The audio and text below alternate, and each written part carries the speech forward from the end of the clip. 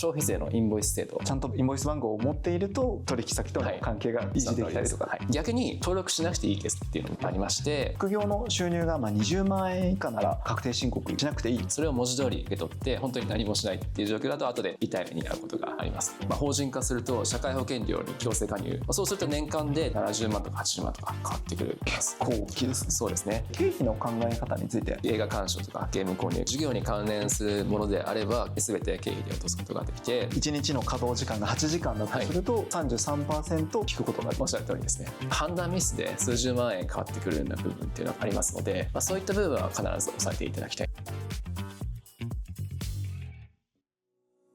皆さんこんにちは、 CG ワールド宮沢です。今回の企画はクリエイターが知っておくべき税の話と題して、ゲストに公認会計士税理士の鈴木亮平先生をお招きし、クリエイターの皆さんが知っておくべき税にまつわるお話をしていきたいと思います。鈴木先生、本日はよろしくお願いいたします。公認会計士税理士の鈴木亮平と申します。もともとは監査法人で企業の監査とかアドバイザリー業務をやっていて、その後にゴールドマンサックスに移ってファンドの管理業務とかをしていて、でこの度独立をいたしました。で現在はスタートアップ企業の税務顧問を中心に仕事をしています。あとは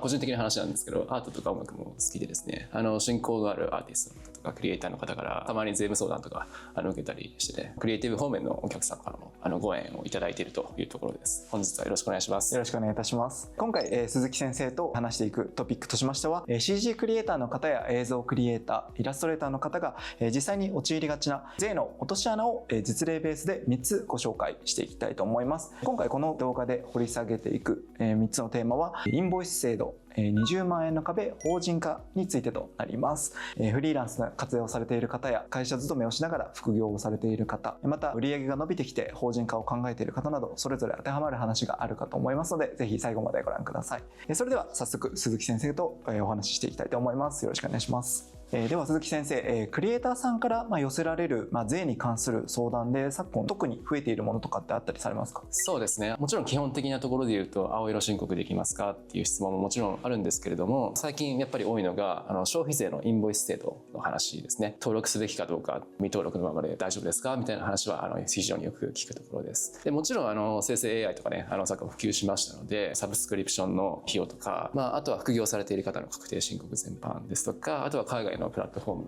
使って業務をされている方からのご相談も多いかなと思います。そうですね、インボイス制度ももちろんですけど、後ほど簡単に経費についてもお伺いできればなと思いますのでお願いいたします。では、鈴木先生がお考えになられる、クリエイターさん自身が税務に向き合うときに持っておくべきスタンスであったり考え方みたいなのってあったりされますか？そうですね、最初に一つお伝えしたいことがあって、クリエイターの皆さんに税のことを完璧に勉強してくださいとは絶対に申し上げたくないんですね。これは本当に皆さんの本業というのは創作であって税のことではなくて、これはかなり相反する部分だと思いますので、ただし一方で判断を間違えると後で大きく損するポイントというのがやはりありまして、知っているかどうかで非常に金額が変わってくるっていうところをぜひ押さえていただきたいなと思っています。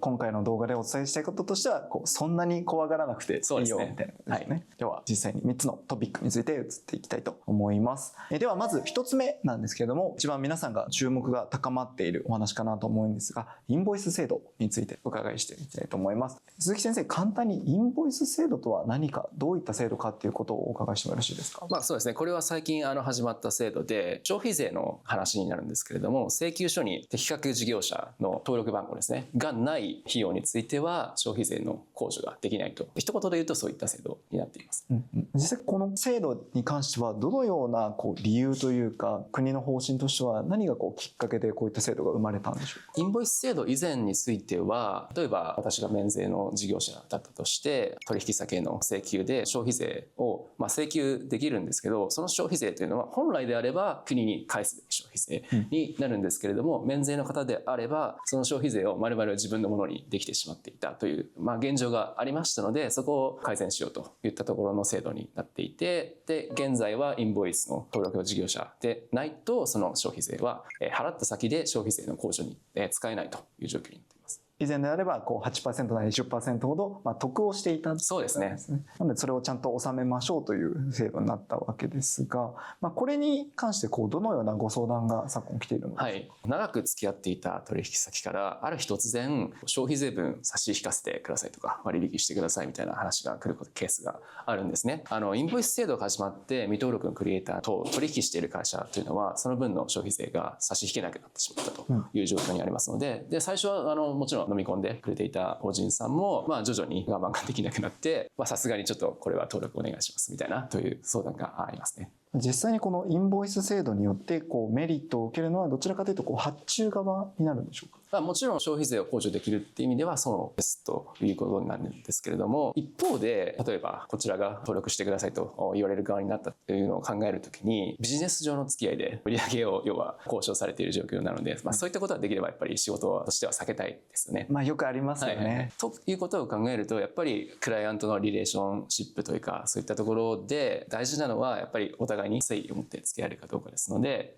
もしそういう依頼があったらどちらかといえばちゃんと登録してあげて消費税聞かせてあげるようにした方が長期目線で見れば多分お互いにとってメリットが大きいかなと思いますので、ちゃんとインボイス番号を持っているとこう無駄な衝突みたいなのを避けることができる。では登録した方がいいのかなとは、皆さんフリーランスの方であったり思われてるかなと思うんですけど、でも反対にこう消費税の負担って重そうだなと二の足を踏まれてる方も結構多い印象なんですが、実際そのあたりってどうなんでしょうか。ここで皆さんじゃあ登録するしかないんじゃないかとなるんですけれども、登録すると今度は自分が消費税を払う側に回ります。例えば売上が300万あったら単純に考えると 10% の30万を払う必要が出てきます。ただし今は2割特例という経過措置がありまして、ざっくり言うと売上にかかる消費税の2割を納めれば OK という制度がございまして、例えばさっきの例で言うと300万の 10% の30万に対して2割ですから、6万円になりますよね。そうするとやっぱり金額で見てかなり24万円ほど抑えられるんですね。こういう措置がありますので、そこでシミュレーションをしてみると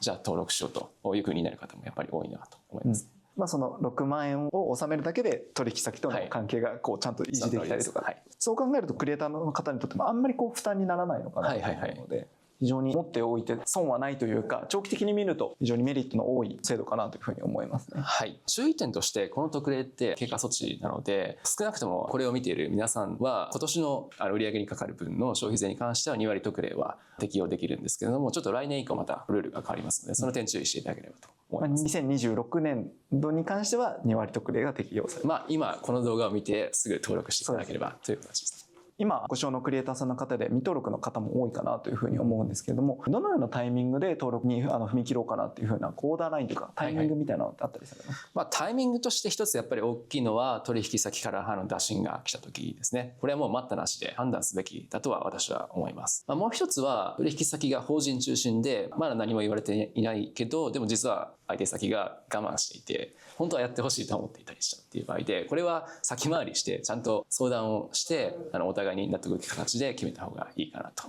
思います。逆に登録しなくていいケースっていうのも実はありまして、法人の売上もあるけどそれ以外、例えば B2C の売上が多い方であって、かつ課税売上が今後も1000万円を超えないような方、要は課税売上が1000万円超えてしまうと自動的に2年後から消費税の課税事業者になってしまうんですけれども、そこをあえて超えないようにコントロールされている方がもしいらっしゃれば、そういった方はまた別の話になりますと。そういった方はそのままこう 10% 増でいただけるっていうこと。そうですね。そこで問題が起きないのであれば、それは全然ルールとして間違ったことはしていないので、そのままで続けるのがいいかなと思います。ありがとうございます。ではインボイスに続いて2つ目のトピックに移っていきたいと思いますが、次は副業クリエイターの方に非常に関係のある20万円の壁について伺っていきたいと思います。よく副業の収入が20万円以下なら確定申告しなくていいっていうふうに聞いたことがあるんですけども、あれは本当にしなくても大丈夫なものなんでしょうか。これも本当に誤解が多いポイントなんですけれども、完全に何もしなくて大丈夫というわけでは決してないんですね。20万円のルール自体は本当にあるんですけれども、それを文字通り受け取って本当に何もしないっていう状況だと後で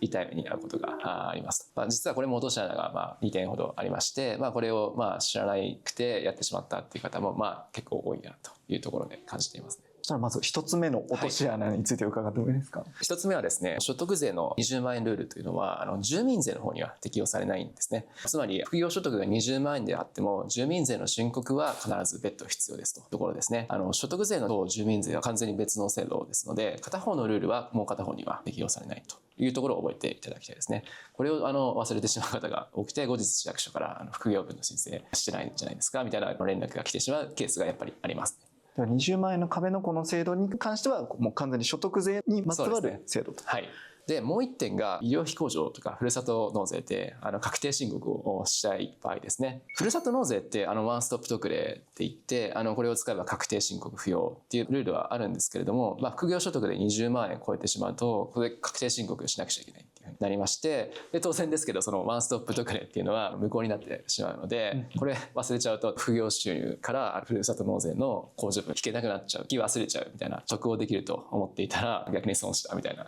ケースになってしまうんですね。副業が金額が大きい方は要注意というところで頭に入れています。20万円以上なのかもっと20万円からですね。そうですね。では続いて3つ目のトピックになりますが、売上が伸びてきたクリエイターの方にとって気をつけたいポイントである法人化のタイミングについてお伺いしていきたいと思います。法人化についてなんですが、鈴木先生の元にはどのようなご相談が来られてますか？例えばなんですけれども、個人事業主のクリエイターの方が年収700万円ぐらいまで来た時に、知人の同じような同業の方から法人設立すれば税金安くできるよみたいなお話を多分聞くんですね。でそしてとりあえず勢いで法人設立してみましたと。で改めて1年後に決算組んでみて、なんと手取りを比べたら個人事業主自体の方が多かったみたいな話がありまして、これは非常に多分ショックなケースかなと思います。700万円ぐらいの収入のある方ですと、法人化されている方とされてない方でどれぐらい手取りが変わってくるものなんですか？実はそれを一概に申し上げるのはちょっと難しくて、と言いますのはそうなってしまうのはいくつか要因が重なっているんですね。で一つが、法人化すると社会保険料に強制加入になりますよね。そうすると、例えば個人事業主で国民保険と国民年金でトータル月で7万円とか8万円ぐらいであった方は、法人化すると役員報酬で月50万ぐらい取りに行くと思うんですけれども、その場合の社会保険料の負担って月で十数万円、そうすると年間で70万とか80万とか変わってくるっていう場合があります。大きいですね。そうですね。次に法人の決算なんですけれども、個人の決算よりもルールがどんどん増えますので、税理士の費用というのがなるほど、はい、そういった手続きの費用がさらにかさむということ。具体的に申し上げると、個人で確定申告だけだとかかってせいぜい十数万だと思いますけど、法人だといろいろお願いした結果年間で30万加減ぐらいになってきてしまうので、そこでどんどん費用が増えるというところですね。あとそれと法人税は均等割っていうのがありまして、これは赤字だろうとなんだろうと必ず7万円ぐらいはかかる、要は固定費みたいな税金があって、それを払わなくちゃいけないというところもありますし、あと最後に大事なのが役員報酬のバランスですね。役員報酬って税金のルール上かなり厳しくて、月に必ずこの金額ですっていうのをあらかじめ決めて定額でずっと払い続けないと経費に落とせないっていうルールがあるんですけれども、そこで決めた金額がちょっと大きすぎると、法人には利益が残らないので法人税はかかんないけど個人の所得税の部分が大きくなって、でそこで税金がたくさん取られてしまうっていうケースもありますし、逆に法人に残しすぎ、つまり個人で取らなすぎて今度は法人税がたくさんかかってしまうっていうケースもあるので、そこのバランスを考えないとなかなか節税にはならないなというところですね。ばらつきがあっても、50万とか100万円ぐらいの差が出てきてると、どういうタイミングで法人化が効いてくるのかなっていうのは非常に皆さん注目のポイントだと思うんですけども、この金額ぐらいの売上のタイミングになったら法人化が効いてくるなっていう、この目安となるボーダーラインとかってあった？そうですね。単純な金額の話をすると、所得ベースで言ったら継続的に800万できれば1000万を超えてくるあたりからはメリット出始めると一般的には言われていますけれども、実は単純な金額の話ではないなと思っていて、本当に得かどうかは社会保険料と生活のバランスとかであるので、ここでちょっと一律に金額これですって申し上げるのは実は難しかったりします。判断基準は3つあるかなと思っていまして、1つ目はご自身がどれぐらいお金が欲しいかっていうところで、例えば法人化すると事業の利益というのは全部自分の所得になるのではなくて、自分の給料として法人からもらう分と、あと法人に残す部分っていうのが分けられますので、生活費で例えば年500万円で十分だよっていう方と、逆に1500万ぐらい欲しいよっていう方だとやっぱり設計が全然違ってくるなというところですね。2つ目は先ほど申し上げた通り社会保険料とのバランスで、法人化して給料で自分で取るってなった時に、役員給与として取った部分が上がれば上がるほど社会保険料も比例してどんどん上がっていきますので、そこのバランスを必ず考える必要がありますとで、あと3つ目がなんですけれども、これは金額の話というよりは社会的信用とか事業上の必要性の話であって、実はこれが一番大きいかなとも思っているところです。大手企業の中には法人としか取引しませんよというポリシーを持つところもありますので、こういうところ規定があるところと取引があるとか、銀行融資を受けたいとか、事業を将来誰かに売りたいとか渡したいとか、そういったことを考えておられるのであれば、確かに法人はすごくメリットになるというところですね。なので私が相談を受けた時よく申し上げるのは、節税以外に必ず法人化したい理由が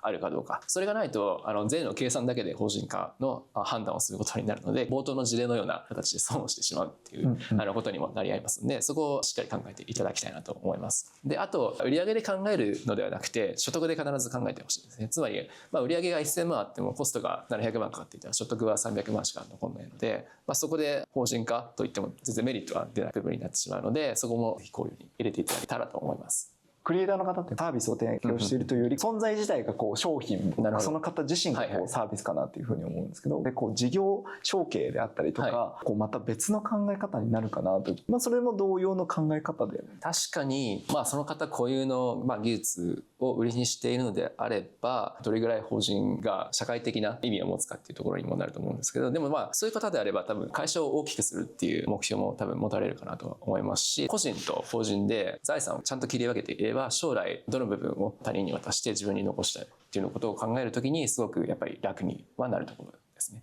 著名な漫画家さんであったりとか、小説家さんであったりとか、個人のお名前で活動されていてかなり多くの収入を得られている方の場合って、鈴木先生の知る範囲で法人化をされているのか、もうそのまま個人として売り上げを立てているのか、そこもなかなか一概に言うのは難しいんですけれども、やっぱり金額が大きくなればなるほど法人の方が有利になる部分はありますので、まずそこが一つかなというところと、あと知財関係ですかね。大きいのはそこを法人に持たせるのか個人で持ったままにするのかっていうところはやっぱり大きいかなと思っていて、特に法人に持たせた場合はやっぱりそれが法人の財産として切り分けられますので、将来ことを考えると管理の方法をどっちがしやすいか考えた上で法人化したりしなかったりっていう判断はあると思います。個人で IP をお持ちの方とかは法人化されている方が後々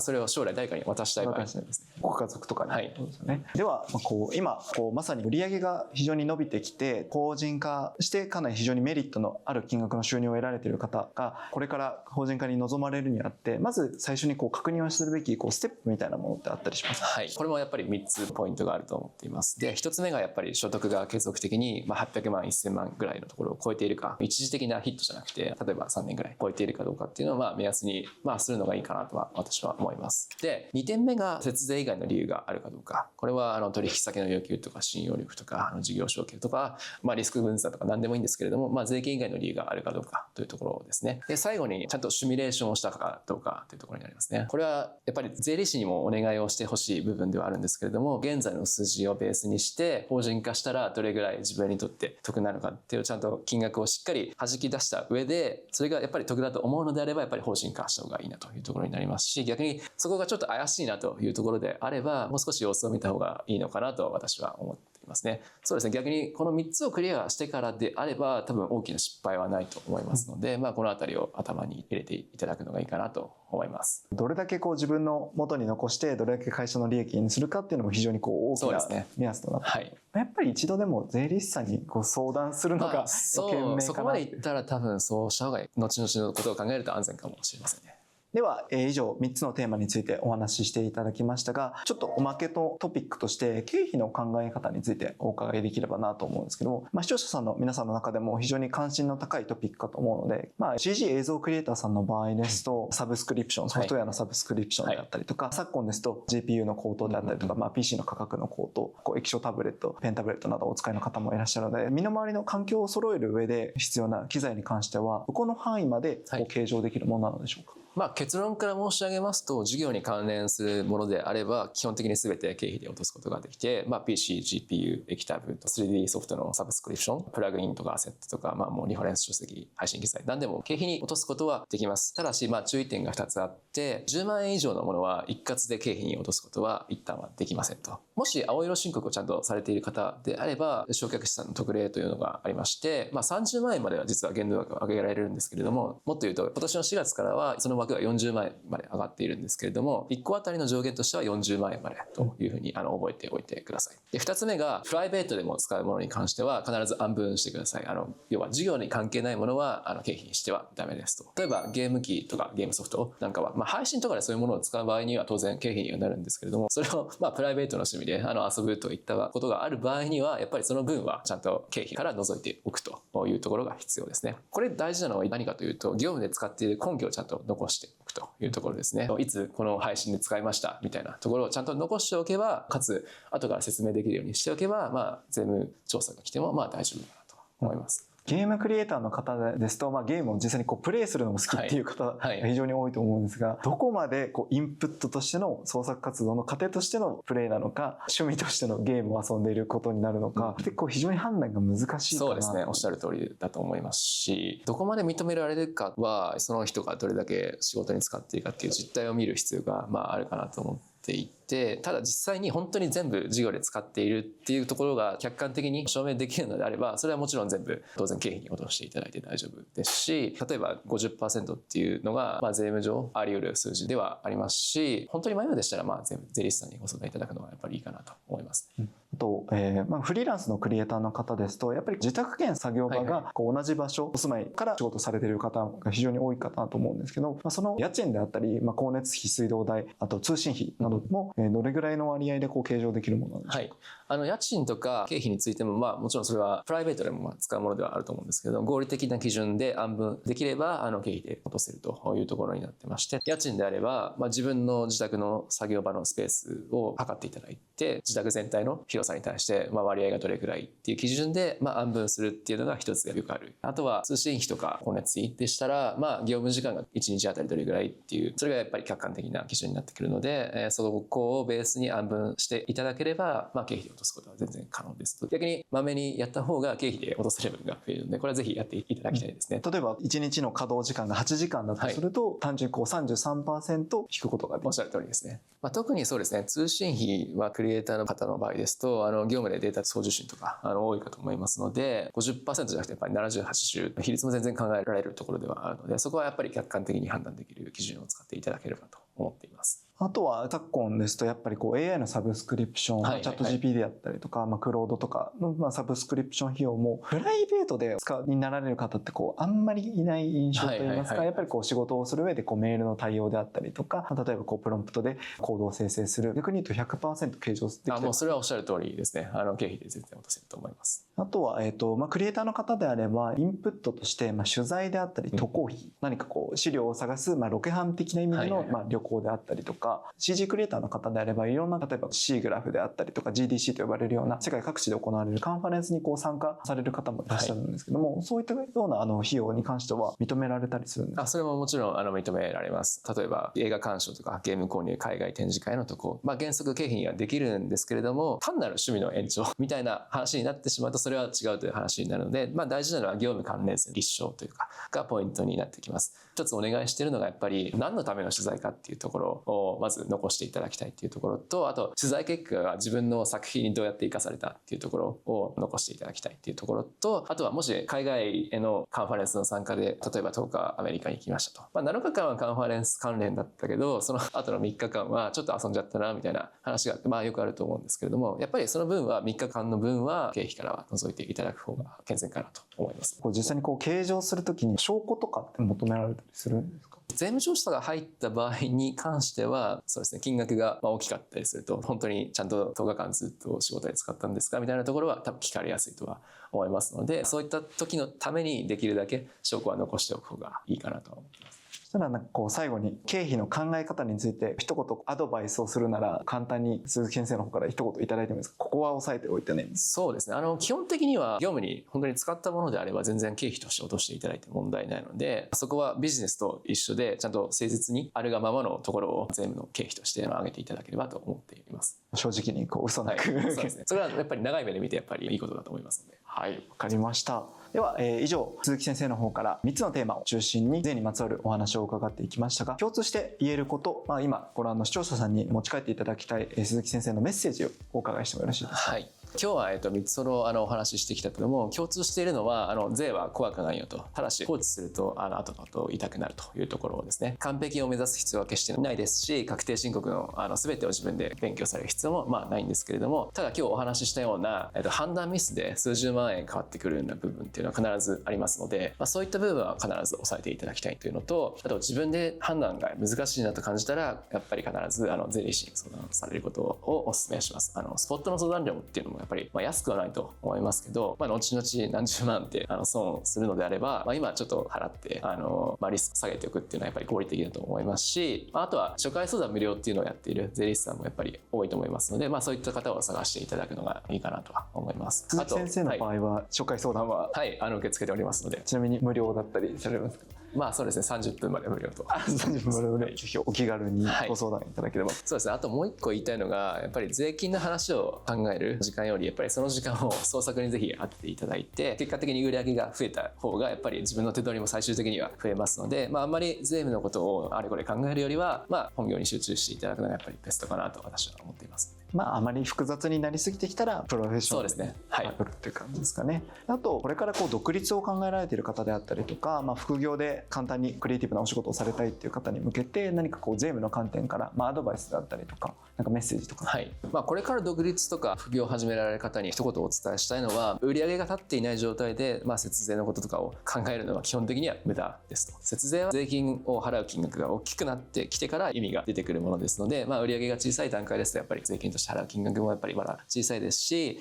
それよりは売上を作る、要するに自分の本業に集中して創作に時間をかけるっていう方がやっぱり自分にとって絶対にいいはずですので、そういうところをまず気をつけてくださいというところと、あともう一つ言っておきたいのが、最低限の仕組みは絶対に作ってほしいんですね。例えば会計ソフトを一つ必ず用意するとか、開業届とあと青色申告ですね、これを必ず忘れずに出しておくと。あともう一つは、これも基本的ですけど、自分の領収書を必ず保存しておいて、できたらデジタイズしておくと後々すごく楽になりますので、そこはぜひお願いしたいなというところですね。そして判断に迷ったらぜひ税理士、会計士の方にご相談いただければと思っていますので、どうぞよろしくお願いいたします。ありがとうございました。 CG ワールドとしてもこれまで取り上げてこなかったトピックですけれども、非常に参考になることも多く、視聴者の方にとっても非常にためになるお話だったと思いますので、ご覧いただいた皆さんも非常に今回の話がためになったという方は、チャンネル登録、コメント、高評価、追加で税にまつわるご質問とかありましたらぜひご投稿いただければと思います。それではまた次回の動画でお会いしましょう。鈴木先生、ありがとうございました。ありがとうございました。